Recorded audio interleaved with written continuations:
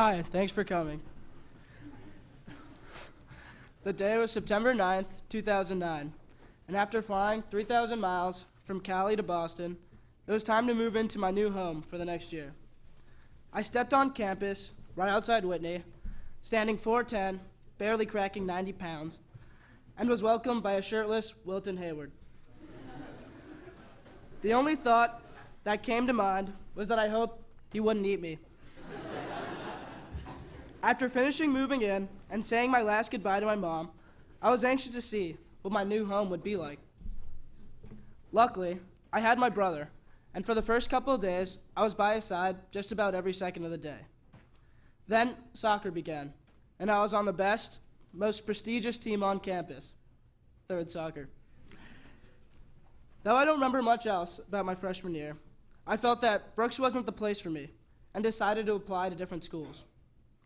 However, after visiting several other schools, my brother convinced me to come back to Brooks for my sophomore year, and that he had felt the same way after his freshman year. After an uneventful summer, which was highlighted by me reaching 5 feet and cracking 100 pounds, it was time to head back to school. This time, it was much different. I was living in Thorne with my best friend Shirley and roomed right above Seifert and Kimball.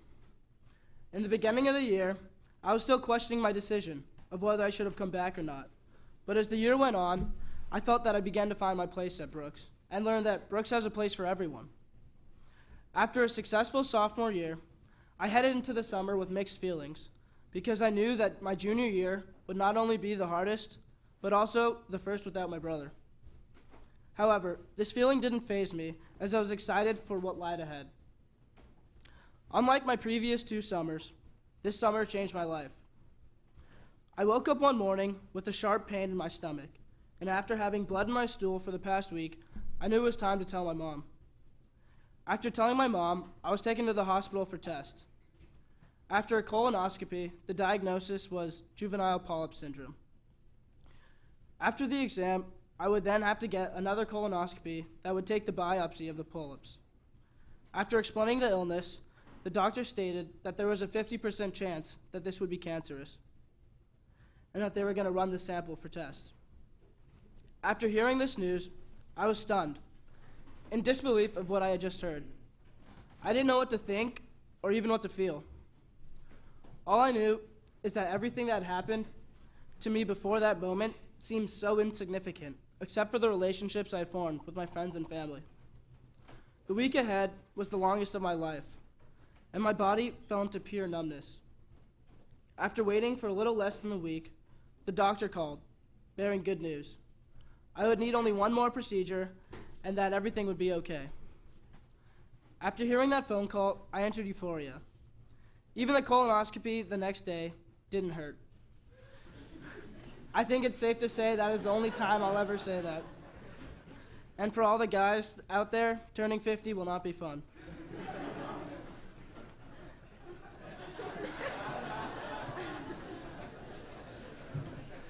As summer ended and fall rolled around, I headed back to school.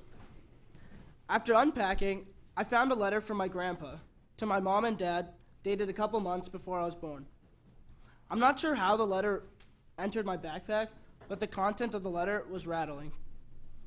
To summarize the letter, it was about how my parents had to stop fighting, and if not, their marriage wouldn't work. They had to stop all the recent fights and try to reconnect at all costs. To me, this explained the reason why my parents got divorced just 21 days after I was born. I didn't know what to think, except that it was my fault that my parents got divorced. I caused a fight between my parents, and without me, my parents would still be happily married. After reading the rest of the letter, tears trickling down my face, I sat alone in my room, distraught. I didn't have the luxury to seek out my brother, who used to live just one floor beneath me. I didn't know whether to tell my friends because, frankly, I wasn't sure if they would actually care. After deciding not to tell anyone, I put on a brave face until it was too much to hold in, and it was clear that I should seek help. Though it was away from Brooks, it was something that I needed to do. So I went back to Cali for my junior year. Working tirelessly with the doctor, I fought to overcome this sadness, which led to finding a greater sense of myself. After finishing my year away from Brooks, it was decision time.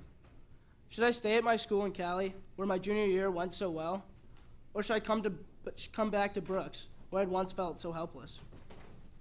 I knew it would have been much easier for me to stay in Cali, where I would have the support of my family, but deep down, I knew I always wanted to come back to Brooks.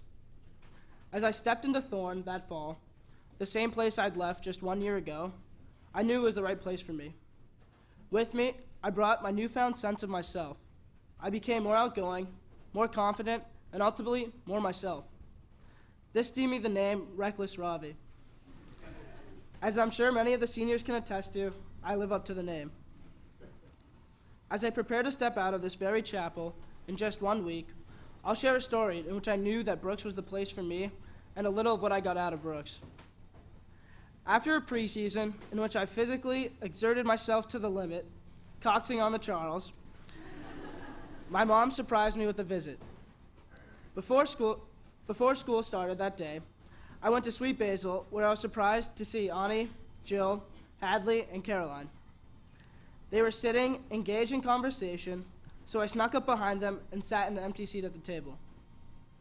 Shocked, all of them started to scream, and then all of them proceeded to give me a hug at the same time. After finishing catching up and finishing my meal, my mom and I got in the car. Before pulling out of the parking lot, my mom looked at me and said, "That is why you chose Brooks.